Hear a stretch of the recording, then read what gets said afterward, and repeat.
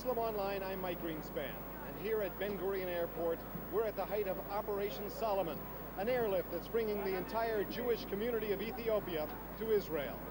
These are the people behind the news, the people making the news, making history. Today we'll devote our entire program to telling their story.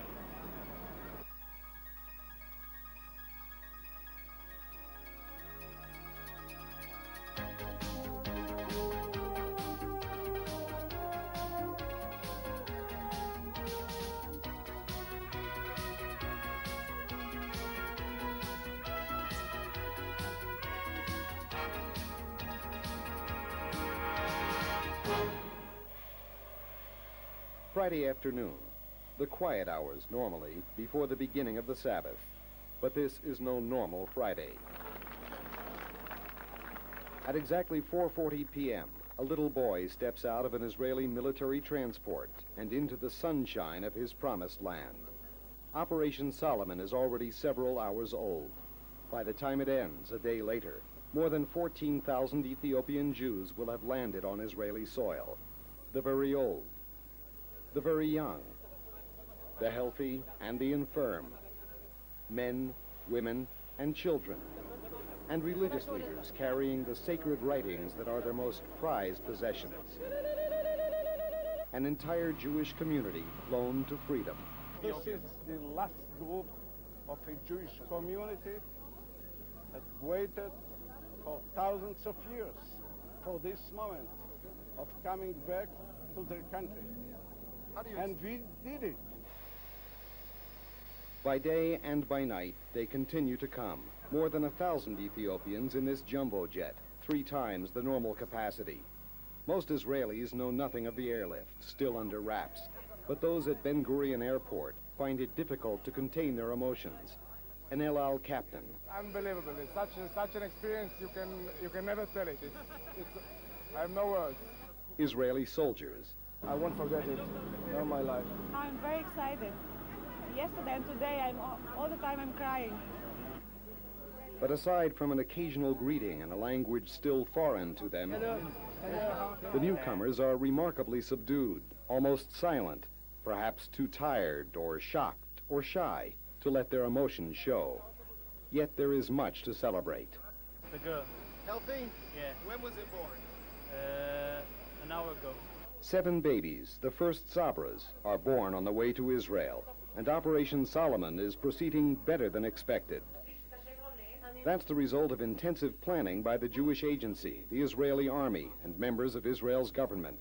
Planning that began months ago, but was stepped up when the situation in Ethiopia became desperate. This is a dream will come true. I'm proud to be a part in the Jewish agency. I'm proud to be a citizen of the state of Israel. From humanitarian and Zionist point of view, it's the essence of what the state of Israel has been created for. Never before did we have such a huge number of immigrants coming in a single day. The numbers are impressive. So are the hopes Operation Solomon raises among the newcomers. I'm waiting to see my grandmother and grandfather, she says. They're here in Israel. And among veteran Ethiopian immigrants. I'm waiting for my parents. I haven't seen them for 3 years. And so as the airplanes unload their precious cargo, they look for familiar faces, the faces of relatives they haven't seen in as long as 6 years, when Operation Moses, an earlier airlift of Ethiopian Jews, came to an abrupt, premature halt. As the hours pass, it becomes clear that Operation Solomon is a success. Natan Sharansky, former prisoner of Zion in the Soviet Union, flies to Ethiopia and back in order to share the excitement. It was like all Zionism in one picture, in one moment, in 1 hour, and at the same time 1,000 years of struggle. It was something fantastic. Even veteran immigration officials are moved by what they've seen.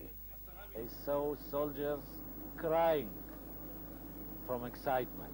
I saw pilots with full of pockets of candies and share candies to the kids, to the Ethiopian kids. I saw people that embraced those Ethiopians. An entire country embracing its newest citizens, and Jews around the world joining hands to make it all happen. We are a strange people. Nobody. I sat there thinking there are Kurds, there are people in trouble all over this world, and nobody really cares, and it made me very proud to be a Jew today. It made me very proud to be a Jew. More than 30 hours and 40 flights after the first planes take off for Addis Ababa, Operation Solomon is over. A fact, a part of history. The last plane back to Israel carries the Jewish agency staffers who made it happen. Like the Jews of Ethiopia, they too are home at last. I thought that we will feel like heroes, but we just feel tired. Behind the scenes of Operation Solomon lay a huge logistical challenge, a challenge met by the men and women of the Jewish agency.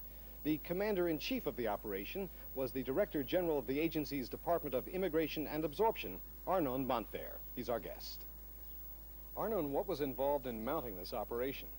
It depends how you count. If you speak about the level of management, I would say something like 50, 60 people, professional and management. If you talk about also the logistical people that will take care of this population in the new absorption centers that we are going to open, it's something like maybe 800 to 1,000 people. It's not the first time that Israel has flown in Ethiopian immigrants in large numbers. The first time was in Operation Moses. How did the two compare? It's really compared only by the principle of rescuing people.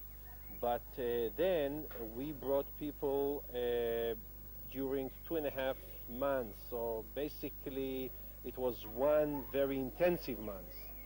But now it's a question of 24, maybe 30, maybe a little bit more hours. So the intensity is much different in this time than then. The last few weeks have seen very dramatic developments in Ethiopia, culminating with the departure of President Mengistu Haile Mariam from the country. How did they affect the timetable for Operation Solomon?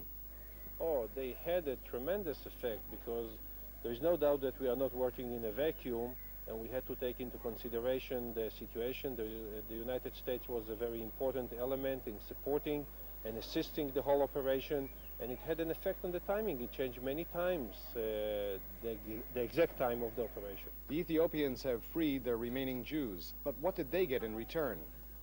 First of all, as you probably know, the basis of the whole thing was always on the idea of family reunification.